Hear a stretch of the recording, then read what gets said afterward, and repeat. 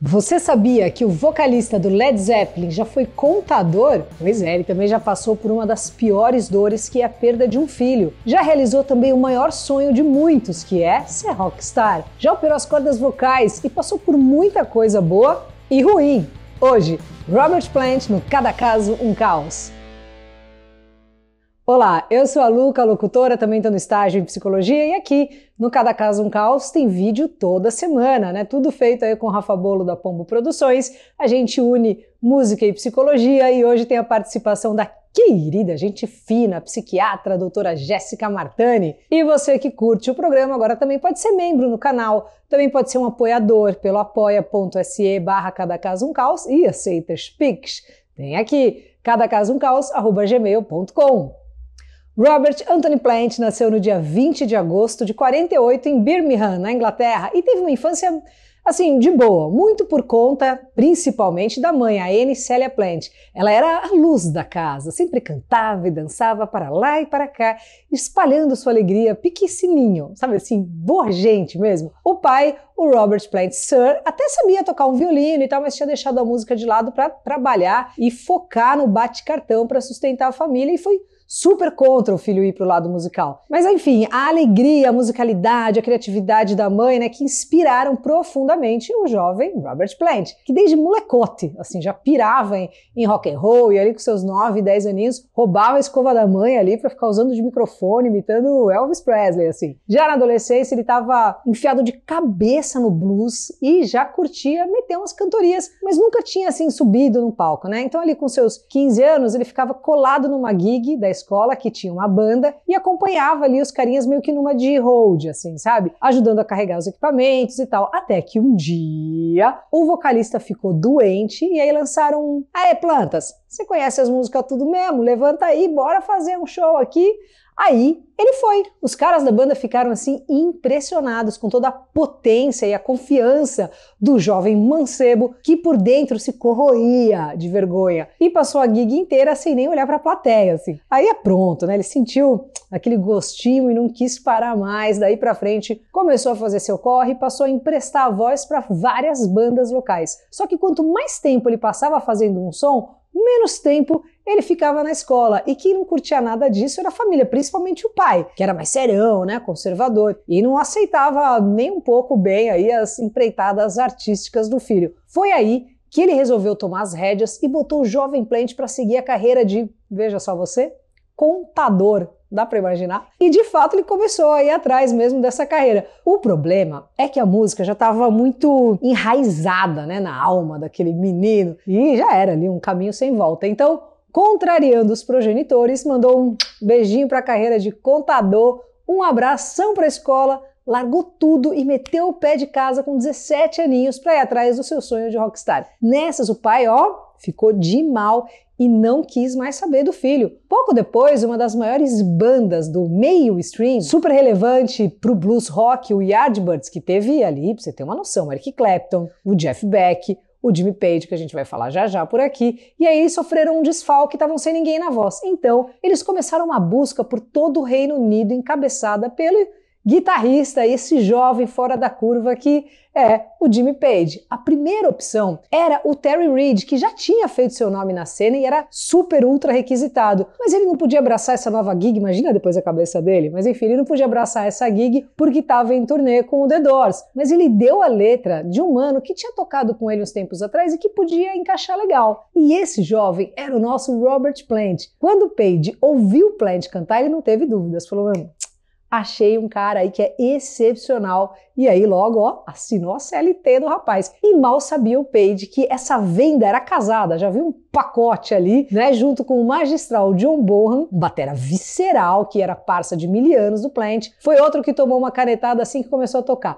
E a sorte não parava de bater na porta do Page ali. Pouco depois, um carinha chamado John Paul Jones respondia o anúncio para baixista que Page tinha colocado numa revista. Ele já conhecia o Paul de outros carnavais, sabia da qualidade do menino e não deu outra. No dia 12 de agosto de 68, rolou a primeira reunião do quarteto que viria a ser chamado de Led Zeppelin. A primeira gig dos caras foi no dia 9 de novembro e logo depois do show, o Plant, novinho ali de tudo, casou com a namorada dele na época, a Maureen Wilson, no mesmo pico ali que eles tocaram, mas tipo, logo em seguida mesmo, não é modo de falar, tipo, acabou o show e pei, sabe assim, já casou. Não demorou para que o Led começasse a chamar muita atenção, né? Puta, os caras são 4 extraterrestres tocando, né? Então era todo mundo ali muito surreal de bom na função que tava. O antológico álbum de estreia, o auto-intitulado de 69, é um verdadeiro marco na história do rock, né? E a partir daí não demorou para que cravassem o nome do Led como um dos mais fodaralhos da música mundial. No final dos anos 70, o pai do Plant leu uma matéria ali dizendo que o filho era um dos caras mais ricos da música. Então,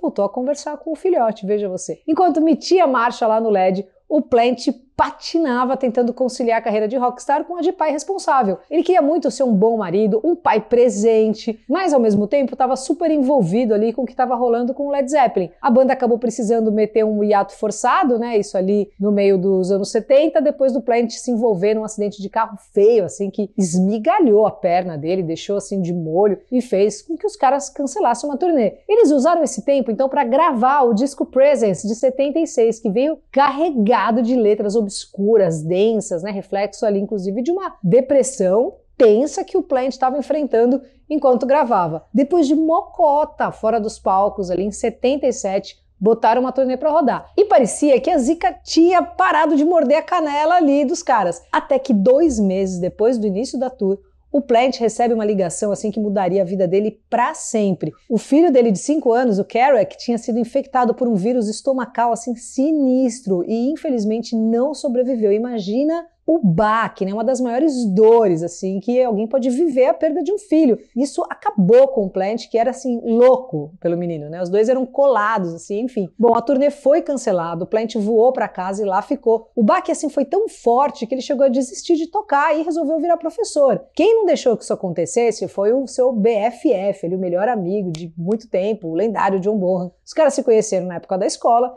e desde então eram assim inseparáveis. O Bonham pegou o amigo ali pela mão mesmo, botou no carro, levou pro pub e comeu a mente do Plant, que decidiu continuar fazendo o que fazia de melhor, cantar. O Led se reuniu novamente e começou a ensaiar para a primeira turnê desde 77, mas as tretas do Bonham com o álcool era um negócio assim surreal, né? Tinha alcançado um nível absurdo. O cara tava num downhill interminável e tava cada vez mais difícil lidar com ele. Até que no dia 24 de setembro de 1980, nosso querido Bonham nos deixava engasgado com o próprio vômito depois de matar o equivalente a 40 doses de vodka, um negócio assim surreal. A notícia atingiu o Plant que nem uma bomba, ainda mais porque ele mal tinha superado a perda do filho. Agora tinha que lidar com a morte do melhor amigo e também o fim do Led Zeppelin, né? Então para ele não tinha ideia, sem o Bonham não existia Led Zeppelin. E junto com um dos maiores bateras, né, que essa terra já viu, assim, também se foi aí uma das melhores bandas que a música já teve. Pouco depois, em 83, o relacionamento do Plant não aguentou o peso, né, da perda do filho e ele acabou se divorciando da Maureen Wilson. Era porrada atrás de porrada, então pra você ter uma noção, depois de passar por todas essas perdas, correu o risco até de perder a própria voz. No começo dos 90, foi no especialista que deu uma olhada ali e falou, ó, seus examinhos estão aqui, filho. Você tem uns nódulos aqui, se continuar nessa pegada, em 6 meses já era, você não vai conseguir nem falar.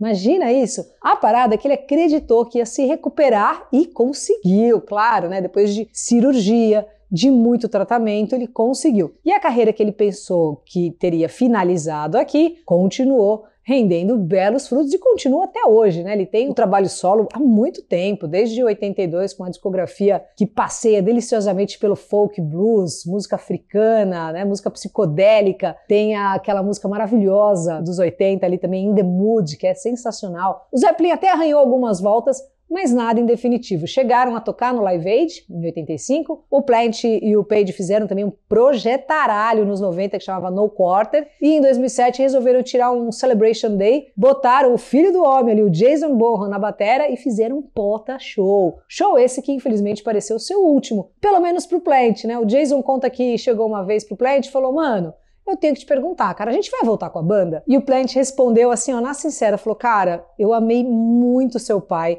não quero te desrespeitar, você conhece as músicas melhor do que a gente e ninguém poderia fazer esse trampo melhor do que você. Mas você não é seu pai, não é a mesma coisa. Bom, ele prefere meter marcha aí na carreira solo e recentemente disse que só vai aposentar quando for dessa pra melhor. E ele completou falando assim, ó, você não pode retroceder, é duro ficar repetindo a si próprio com alguma coisa que você já fez há um ano. Imagina 49 anos atrás, né? Então ele falou, ó, eu preciso seguir adiante. Então, vida longa ao nosso eterno Robert Plant, um dos maiores intelectuais da música, conhecedor de vários estilos musicais, né? Um gênio inegável. Aproveita, deixa e já comenta aqui qual som do LED ou do Robert Plant que você mais gosta, se quer ver o Jimmy Page por aqui também.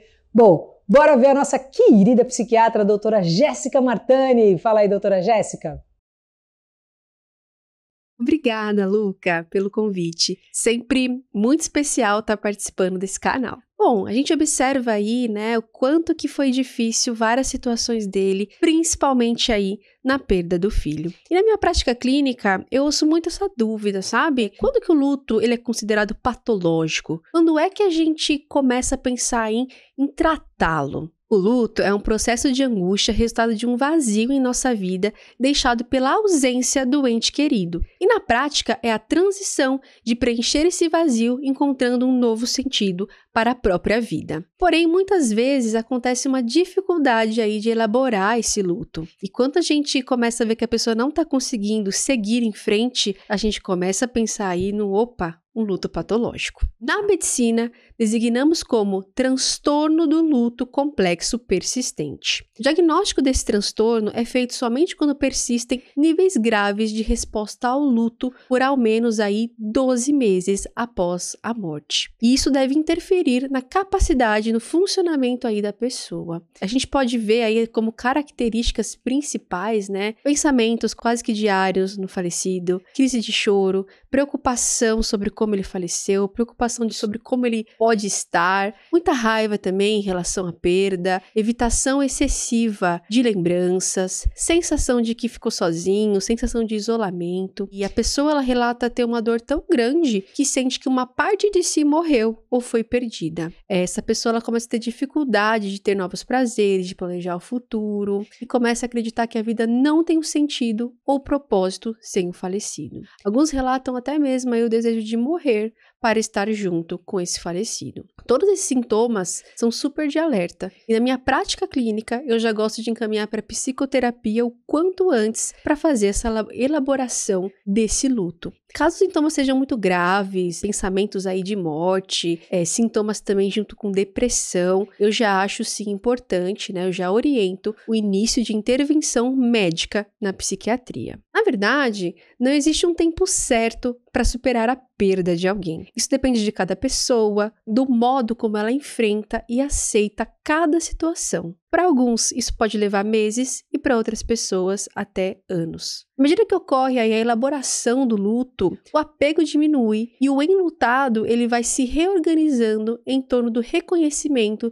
de que a pessoa perdida não vai mais voltar. Além de sedimentar a perda do enlutado, também encontra novas formas psicológicas e simbólicas de manter muito viva a lembrança da pessoa falecida. O trabalho de luto, ele possibilita que o sobrevivente redefina sua relação com a pessoa morta. Com isso, formar novos laços duradouros. Demais. Valeu, Jéssica. E lembrando você, hein, a gente tem aquele esquema nosso aí de todas as semanas, que é o Apoia-se, apoia.se/cada caso um caos. Você pode colar aqui com a gente, fazer parte dessa gig, também pode ser um membro, o esquema do Pix também. Isso vai ajudar muito o Rafa, que é o nosso editor, que faz tudo no amor. O Gmail é cadacasoumcaos@gmail.com, o e-mail, né? E também agradecer nossos apoiadores, Juclar de Melo Fidelis, filho, muito obrigada, Tiago Sanches, a psicopedagoga Fafá Alencar, a Deia Prado, que tem o Instagram dela, que é muito legal, que é o Costura da Deia. Valeu demais você também que assistiu até aqui. Semana que vem tem mais, e me segue no Insta, Luca89FM. Valeu!